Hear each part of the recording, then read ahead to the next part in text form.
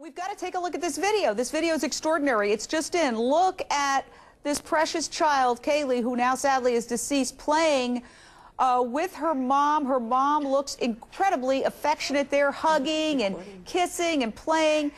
This just appeared on YouTube, Rebecca Rose Woodland. We don't know exactly how it got there. The Orlando Sentinel said it just appeared, and we were looking at the Orlando Sentinel, and we went to it, and there it is, and it is there for everyone to see. It's tragic, it's heart-wrenching, because we look at it knowing that this poor little girl is dead, and she was found with duct tape over her mouth. So it breaks my heart. I'm sure it breaks the heart of everybody who's looking at it. But what do you make of it? Who is the likely source of this material? Well, you know, Jane, you did say in your introduction, and I have to agree, it does seem awfully coincidental that it came in on the day that such poor information for the defense came out. You know, there's a possibility that it's just someone interested in the case, someone who happens to have, but who would have the video, Jane? I understand what you're saying. Who would have this precious video that they would release it? And you can understand if the defense did want this on YouTube, their defense has always been, she does not know what happened.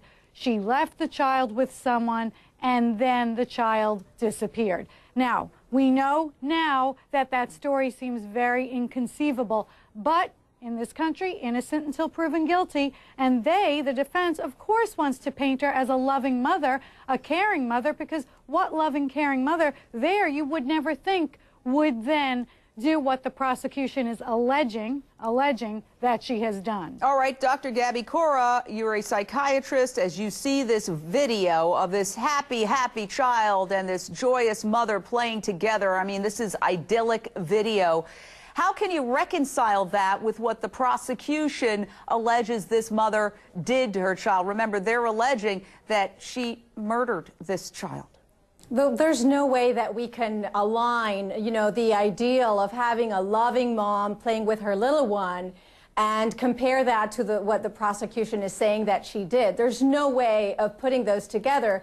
Now, loving moms may have, you know, sad days or difficult times with their kids as well. But in a way, you know, the fact that someone may discipline their kids or may be upset with them doesn't mean that they're not loving on the other end also. So these are two separate things, and it's important to see that this really shows a very loving mom with her little one. Now, Rachel Kugel, why was this video held so long? I mean, there's been many days where horrible, very incriminating, very damaging information has been released about Casey Anthony. Why now? Is it that the case is getting to a crucial turning point? Well, I think that it should have been released a long time ago, and the defense should have been doing this sort of thing, because there's no question that they have been losing the battle in the publicity war here.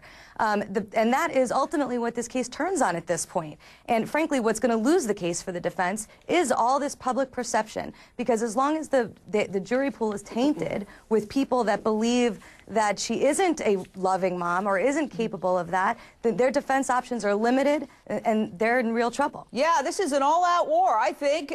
Both sides fully engaged. You have this damaging information released today, and then you have this really idyllic footage that appears to have just been released showing mother and child at play. Extraordinary. All right, hang on, so much more to cover with these stunning developments. Do you think Casey Anthony is obsessed with death? Call 1-877-JVM says. That's 1-877-586-7297 and let me know. And another totally shocking news, Chris Brown.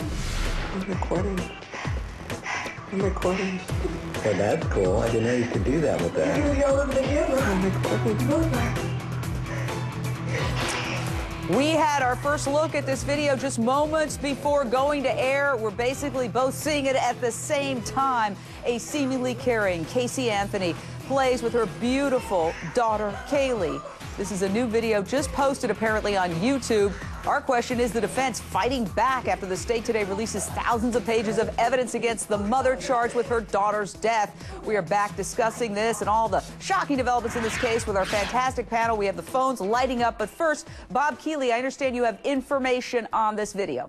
Yeah, Jan, just before airtime, I actually followed the link on YouTube from that video, and it's posted by someone named Mom Tective.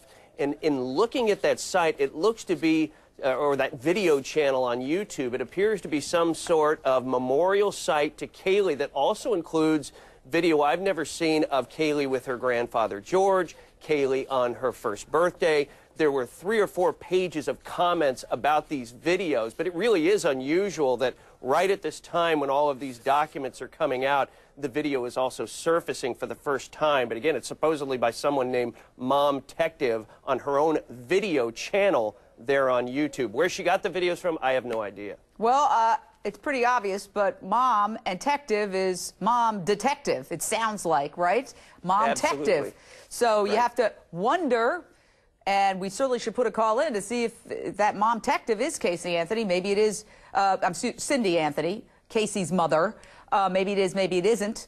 But we should find out whether the Anthony family released this. Certainly, it's their right. I mean, this is footage. If they have it, it's theirs. It's their right to release it.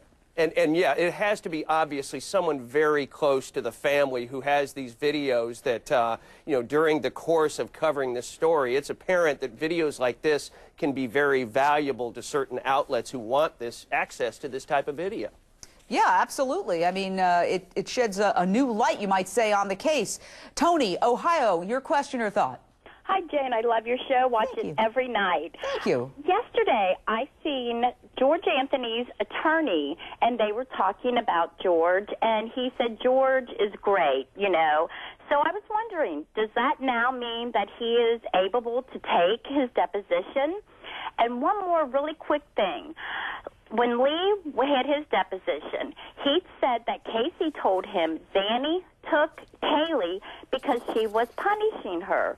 Why was the Zanny punishing her then?